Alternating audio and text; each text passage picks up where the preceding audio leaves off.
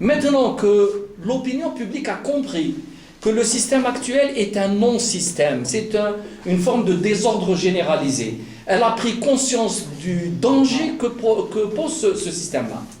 On doit passer à autre chose. Après l'avoir déconstruit, il faut construire quelque chose. Avant de le construire, il faut le projeter. Pour le projeter, il faut qu'il y ait un consensus, mais à ce moment-là, ce n'est plus le consensus de toute l'opposition. Ça, c'est impossible. Parce qu'à ce moment-là, on retombe dans l'esprit du parti unique.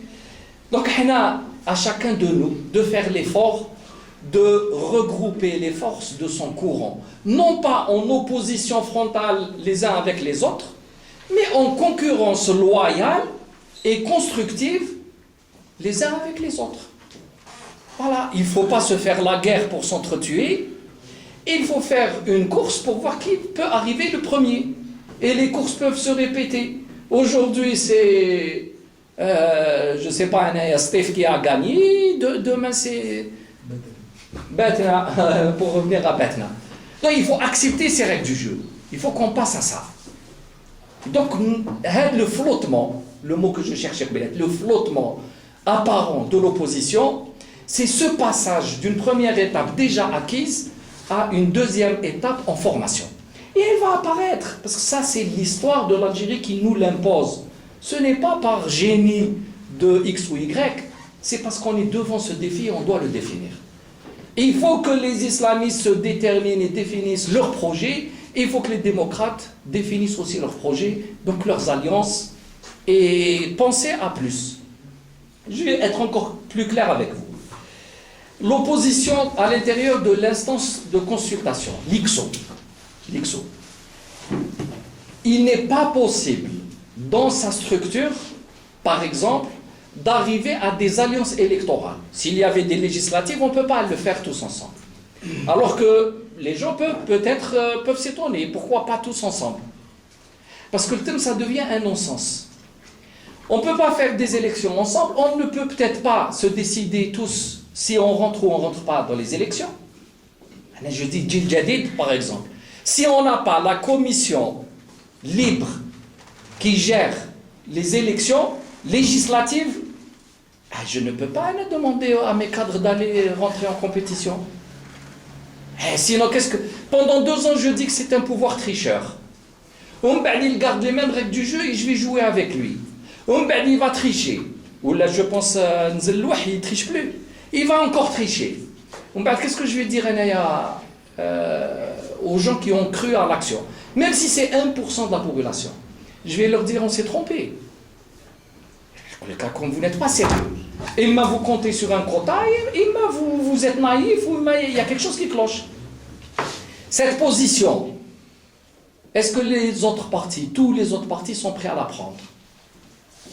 Je ne sais pas. Je ne dis pas qu'ils ne vont pas la prendre. Je ne sais pas. Je milite pour cette position. La même chose pour le dialogue. Moi, la position de Djil Jadid, nous n'avons pas le droit moral d'aller négocier chacun de son côté avec le pouvoir. Il faut qu'on pose comme règle qu'il ne peut y avoir de négociation que si ça s'adresse à l'ensemble de l'opposition. Est-ce que tous les partis de l'ICSO sont aptes à prendre cette position? Je ne le sais pas. Je ne dis pas qu'ils ne le prendront pas. Je ne le sais pas. Mais ça va être difficile. Mais c'est la position de Djil Jadid. Djil Jadid s'interdit totalement d'entrer sous quelque forme que ce soit en négociation avec le pouvoir. S'il s'agit de négociation seule. Si c'est collectivement, bien sûr qu'on veut qu'il y ait un dialogue. On n'est pas contre le dialogue de façon dogmatique. Donc voilà un peu les éléments à venir. Mais maintenant, imaginons que l'ICSO se transforme en une forme de parlement de l'opposition. Ça regroupe toute l'opposition. On s'oppose par rapport à une plateforme qui s'appelle Mazafran. Donc on veut le changement, on veut la construction d'un état de droit, on veut les libertés, on veut une commission électorale indépendante. Ça, on est tous d'accord déjà. C'est bon. C'est ça notre contrat moral. La suite, à l'intérieur de ce parlement de l'opposition, on peut s'organiser en alliance.